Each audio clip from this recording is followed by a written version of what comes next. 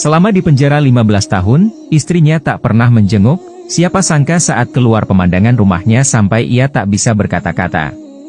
15 tahun lalu, Denny harus dihukum penjara karena tidak sengaja menabrak seseorang dan dihukum 15 tahun penjara.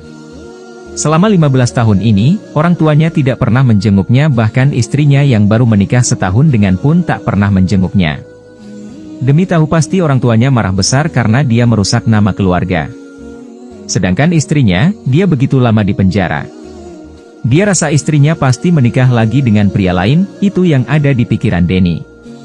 Hari itu Denny berdiri di depan penjara sangat lama, baru akhirnya mengangkat tas ranselnya melangkah lagi ke tempat yang sangat dia kenal namun juga asing. Dia pulang ke rumahnya, namun siapa sangka ternyata di dalamnya bukan keluarganya. Menurut penghuni rumah, dia membeli rumah itu 14 tahun yang lalu. Rumahnya sudah dijual, Denny hanya bisa merenung di depan pintu rumah itu sangat lama. Kemana perginya kedua orang tuanya, kemana dia harus mencarinya? Saat itulah ia teringat rumah tua milik orang tuanya di desa, ia merasa harusnya orang tuanya akan pulang ke sana. Akhirnya Denny pergi mencari teman lamanya untuk meminjam uang. Siapa sangka temannya juga sudah tidak tinggal di tempat yang sama. Karena kebingungan, akhirnya Denny hanya bisa mencari pekerjaan untuk mendapatkan uang agar bisa membeli tiket ke desa. Tapi karena dirinya baru keluar dari penjara tidak ada tempat yang memberinya pekerjaan, sampai akhirnya Denny hanya bisa menjadi buruh bangunan. Setengah bulan kemudian, dia mendapatkan gajinya dan langsung membeli selembar tiket pulang ke desanya. Waktu turun dari bus, ia melihat ke sekitar. Ini adalah rumah lama yang tak pernah dia datangi selama lebih dari 15 tahun.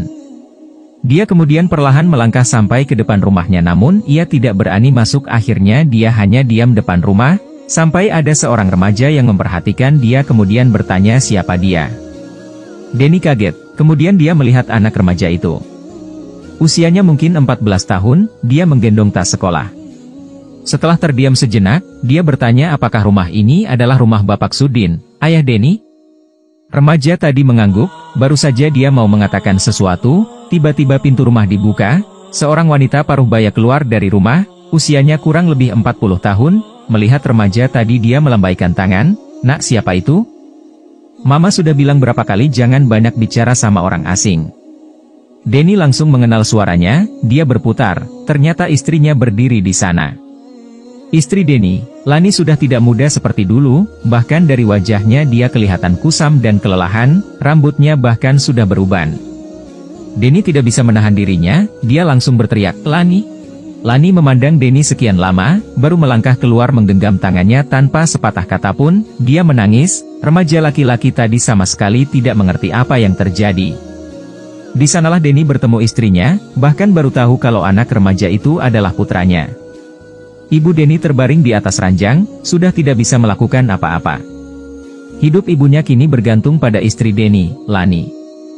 Lani yang merawat anak dan ibunya selama ini, sedangkan ayah Denny meninggal dunia tidak lama setelah Denny masuk penjara karena kecelakaan.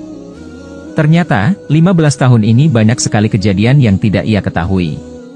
Ibunya pingsan waktu tahu Denny masuk penjara, dia koma dan tidak bisa sadar lagi, kini dia menjadi manusia yang tak bisa sadarkan diri. Demi merawat sang ibu, Lani menjual rumah mereka dan kembali ke desa. Sambil merawat ibu mertua, Lani yang sedang hamil besar harus bekerja sendiri. Mengetahui kehamilannya siapa sangka ayah mertuanya meninggal, sedangkan ibu mertuanya masih dirawat di rumah sakit. Dia tidak punya waktu untuk menjenguk Denny, dia sibuk merawat ibu mertuanya sampai pindah ke desa. 15 tahun berlalu, Lani bahkan merasa bersalah karena tidak pernah menjenguk Denny. Sejak saat itulah, setiap harinya, Denny selalu bekerja keras demi istri, ibu dan putranya. Kini seberapa lelah pun, dia merasa amat bahagia, dia memiliki seorang istri luar biasa yang mengorbankan masa mudanya demi keluarganya. Anaknya hanya melihat dari samping, bahkan tak sanggup memanggilnya papa, namun Denny tidak patah semangat, dia selalu membina hubungan secara perlahan dengan putranya. 3 tahun kemudian, Denny berhasil membeli sebuah rumah yang layak bagi ibu dan istrinya, dia juga berhasil menyentuh hati anaknya dengan segala perbuatannya. Saat itulah pertama kalinya putranya memanggilnya papa, itu merupakan hadiah yang sangat besar bagi Denny. Denny merasa hidupnya sekarang sangatlah bahagia, segala yang ia dapatkan sekarang, itu adalah pengorbanan sang istri.